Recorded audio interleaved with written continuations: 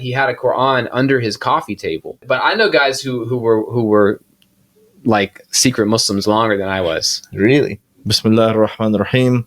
Assalamu alaikum wa rahmatullahi wa barakatuh to all of our viewers. And assalamu alaikum wa rahmatullahi wa barakatuh to my very special guest, Brother Tyler. Wa alaikum salam wa rahmatullahi wa barakatuh. Thank you. How are you, Tyler? Alhamdulillah, I'm doing fine. How are you doing, bro? Alhamdulillah, I'm good. So what's going on? How was your day today? It was good, just getting to spend some time with the fam, working my job and everything, and it's going fine. Alhamdulillah. How was your day? Alhamdulillah, it was good. It was tiring. I've been up since like 5:30. My daughter woke up early today, so up early a little bit today. But alhamdulillah, it's all good. Today, I wanted to talk with you about, sort of get the convert story. The convert stories are always the interesting ones. But the reason for me why your convert story is really important is it's more of like an analytical thing. We had overlapping circles, which we never knew until you became Muslim, where I attended school with your brother and was in 2 or 3 grades with him, all the classes, right? And that's your brother. You're seeing him every day, and he's seeing a Muslim every day. And he knew I was a Muslim, so he's seeing a Muslim every day. He's with a Muslim every day. And then when he become Muslim, obviously we don't know how he felt. We're not interviewing him, but at the same time, it's like, oh, okay, I've seen Muslims before.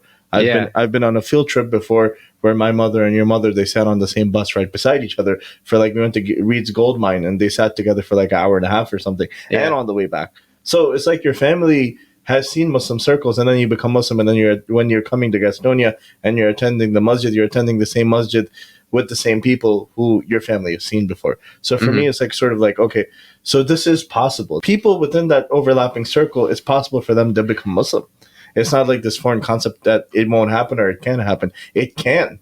And it's not like we need to push it. Yeah, Allah guides whom He wills. And I was thinking about that today, right? SubhanAllah, I was thinking about that. I was thinking about a lot of these prison guards, right? And a lot of times they're really like rude or mean to Muslim inmates, right? And then you hear these stories about them, like even like Gitmo, prisoners, they were mean to them, and then these guys became Muslim, and you're like, wow. And it goes to show you Allah guides whom He wills. And then in the Netherlands and countries like that where they were Islamophobic members of parliament, and I met one of them, the Dutch guy. Yeah. I think his name is like Joran or something. Yeah, Joran. Yeah. So it goes to show you that Allah guides whom He wills, like you said, and which has been taught to us that Allah guides whomever He wills. Yeah. And we can't stop it. But I wanted to hear a little bit about, and I wanted, obviously my viewers and listeners to hear your convert story. How did you find out about Islam? What made you become Muslim? And, just basically the gist of it.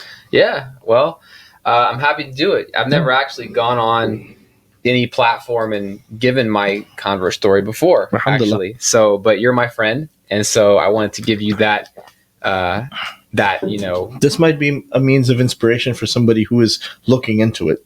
Yeah, exactly. And everything is just really, it's for the people watching, for anybody who's like on the fence, or maybe they've considered it, or maybe they're just learning about it. To know more about how someone who's just like a regular person, from this area would go about converting to Islam. Yeah. Because I feel like I really have what I've learned going through the process of growing as a Muslim is that my convert story is really it's very similar to everyone's convert story. Like there's nothing really special about it.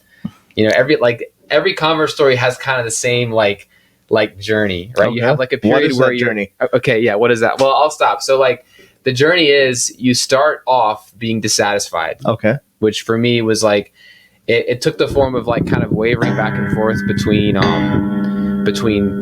trying to be a Christian, trying to be like how you were raised by your parents and how your family wants you to be. Yeah. And then also kind of struggling with the things that the school system is teaching you. Okay. And maybe the things you're reading in books and watching on TV and looking on the internet, and they're kind of teaching you a different reality. Okay. So for me, it was kind of wavering back and forth between that. Okay. And I couldn't really piece those things together because I felt like the atheists at the time and the agnostics, I felt like they had some points that kind of made some sense to me. Okay. But on the other hand, I didn't like their approach to life.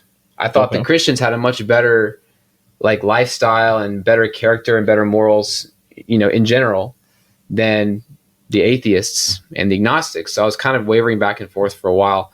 And then you have like the period where you discover Islam. Okay. Which for me was like when I read the Quran, and I realized that this is not really a foreign religion, because when I'm reading the Quran, I'm seeing all the familiar names that I knew from my Sunday school in First Presbyterian, Noah, Abraham, Jesus, Moses, Jonah, Isaac, all these names and all these stories are all the same. Yeah.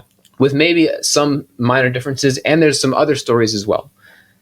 And all of it is relevant. It's not like just a list of names, like, it's not just a list of names which you don't feel a connection within your heart. Yeah. The stories have like a lesson. You can actually relate to the people in it. You can relate to these characters, these prophets.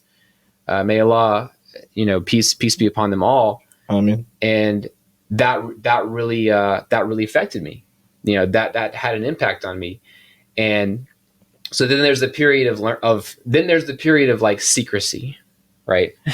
Which this is something I've noticed. This is another common thread from the converts that I've met. Yeah, is there's a period of time where you're pretty sure that you want to do this, but you don't want to reveal that, or maybe you don't want to reveal it to people, or maybe you just don't want to like accept that it's really happening. It's kind of like you're in denial about it. Like, okay, I know I like Islam. I feel this is right for me, this belief system, but you can't put it together in your head.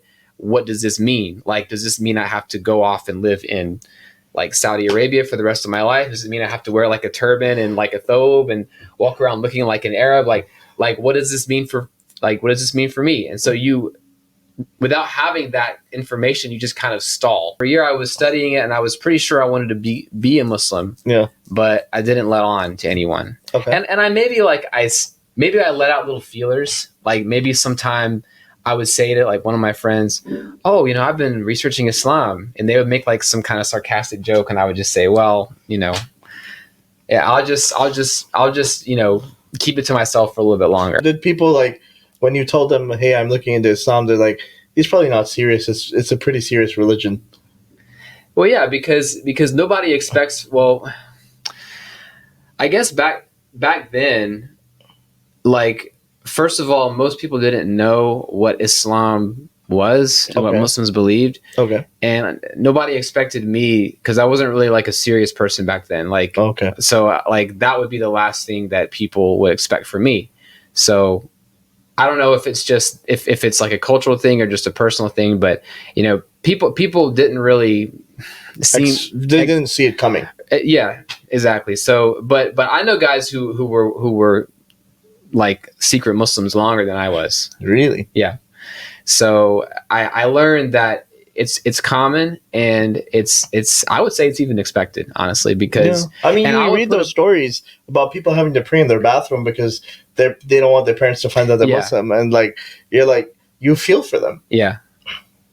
Yeah, but it's not. But here's the thing: it's not so much the reaction that you get, but it's the expectation of what the reaction might be. Okay. Because like you just don't have a view of what that looks like. Okay. That's my reading of it. But anyway, like what did it for me after a year, I just kind of like reached a point where I said to myself, you've read this entire Quran now, you read the translation of the Quran, you've read like explanations of it, you're familiar with the beliefs, you know what you're getting into. So are you going to just be in limbo forever, or are you going to do it? And so I made the decision that I'm going to do it. And I had some friends who were Muslim at the time, some guys from UNC, the MSA, and they were great. This is another point too, is that they never pressured me or even asked me. I mean, I think one guy, he asked me like, do you want to take the next step and take your Shahada, and I just like maybe just gave him a vague answer, but he didn't bring it up after that. But they would still invite me out with them, and we would have go out to a restaurant, or we would like, they actually invited me on like trips with them, like camping and stuff. It was actually it was a lot of fun, and I really appreciate them for doing that. Mashallah. But they never pressured me, they never like bothered me about my journey, but it's just when it was time, I went to them, and one of the guys, Atif, he told me where to go in the masjid, and we did it. I think it was Maghrib time, I think in February, when I took my Shahada. Okay. And how old were you? I was 22. 22, subhanallah, a young convert. Yeah. And that's a big step at that time, because a lot of people are still figuring life out at that time. And, like from many different avenues, not just talking about religion, just talking about career, family, everything. And so to take a big step like that is really impressive. Yeah, well, alhamdulillah, like we said before, the guidance is from Allah.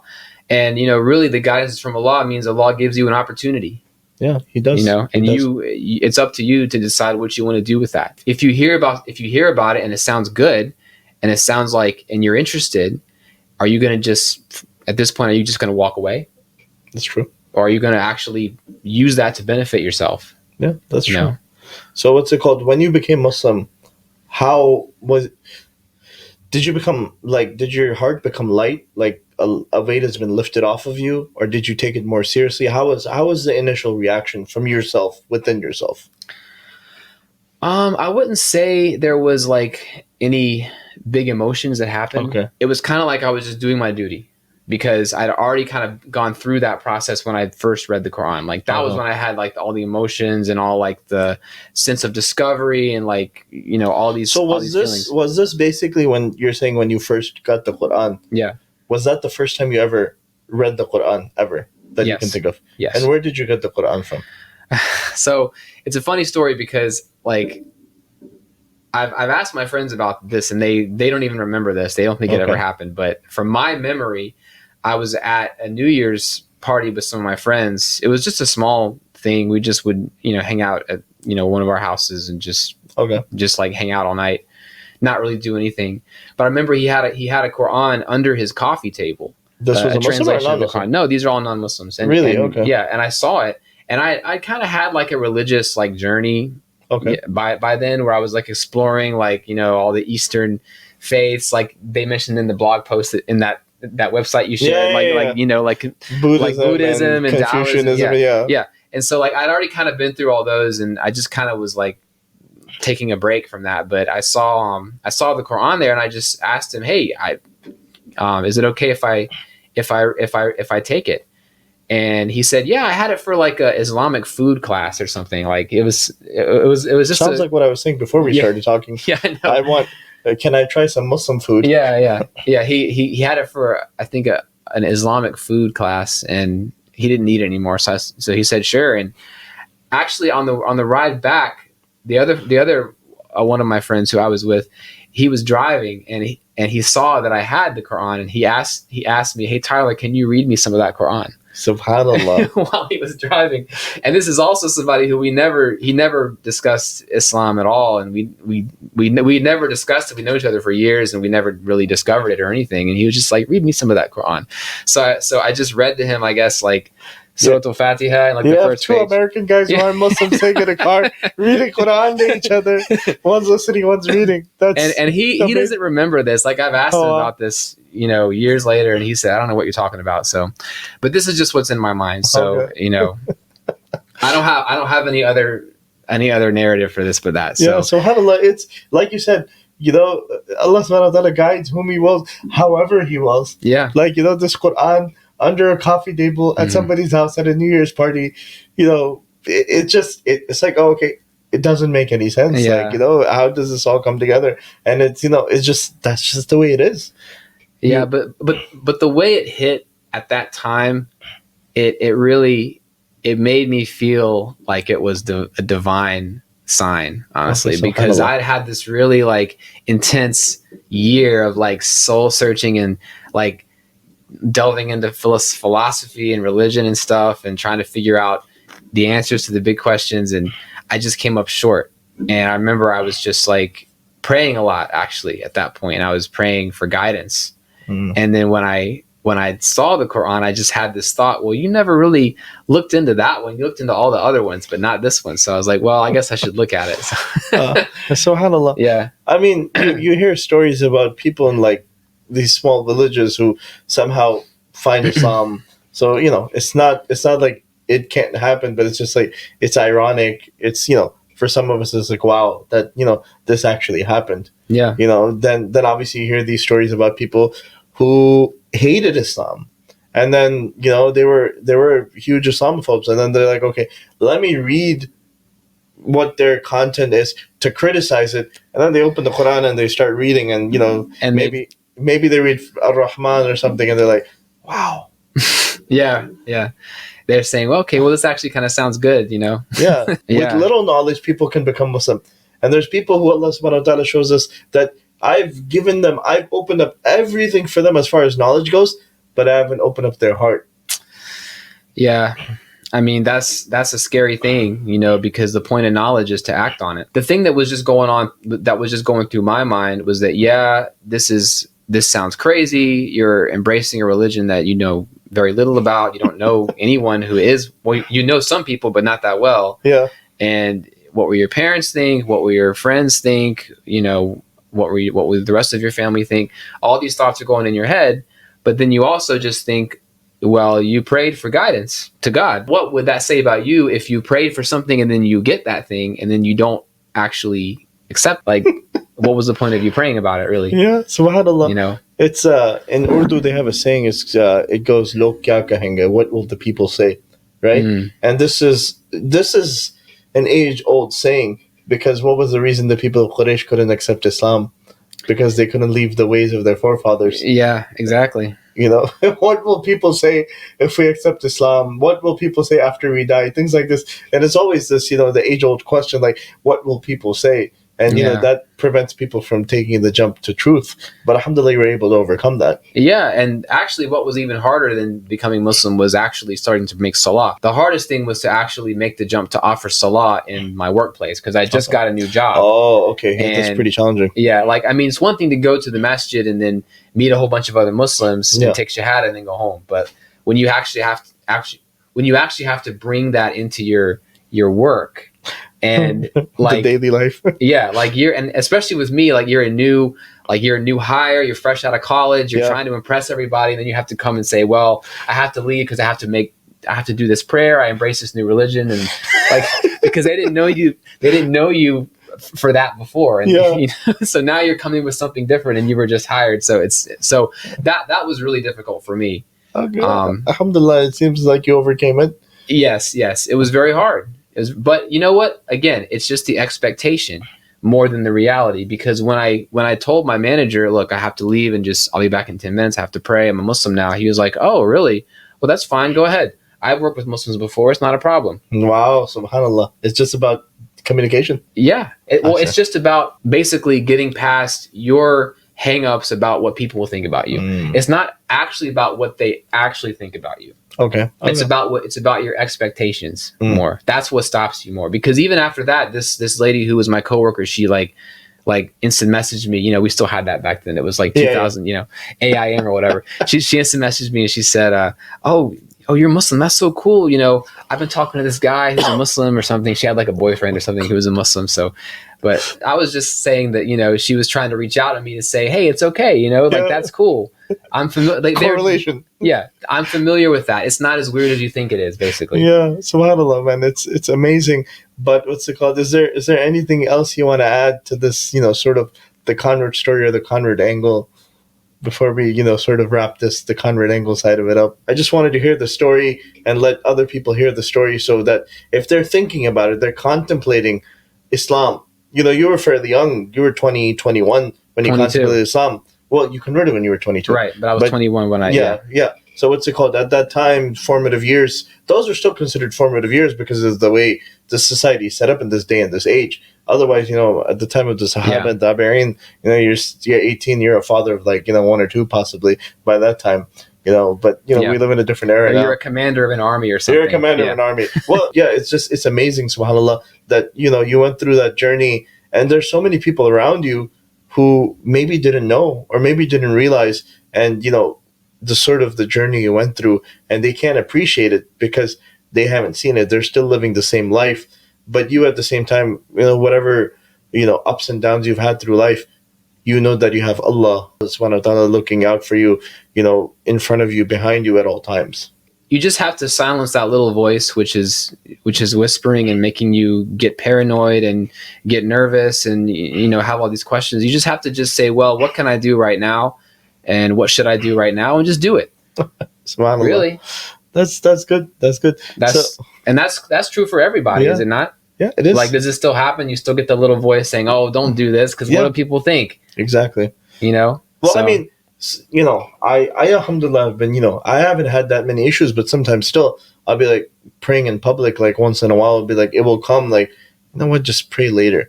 It's like, and then you'll be like, if you think about it, you might just end up missing the prayer altogether. So it's better for you to pray, not in public, like you're standing in front of, like, you know, the front court, like, I have to pray right now, and you put a sajada down, you know, right beside, you know, the sideline of a basketball game or something. Then you can go out to the side and pray somewhere on the side where you're not bothering anybody. People can see you, but you're not bothering anybody. You can have tact, is what you're saying. Yeah. So what's it called? So, you know, it really comes down to being able to maintain yourself, really, and not let shaitan get into your mind or your head. And it's easy for him to do it, though. He's a master manipulator. That's right. That's right. Chalo, Jazakallah khair for sharing your story. I really appreciate it. Inshallah, hopefully people get some motivation and some insight from the story, and they can, if they're looking to change their life, they can also change their life. I hope so. So thank you for giving me this platform. No, Jazakallah khair. Assalamu alaikum wa rahmatullahi wa barakatuh. Wa alaikum assalam wa rahmatullahi wa barakatuh.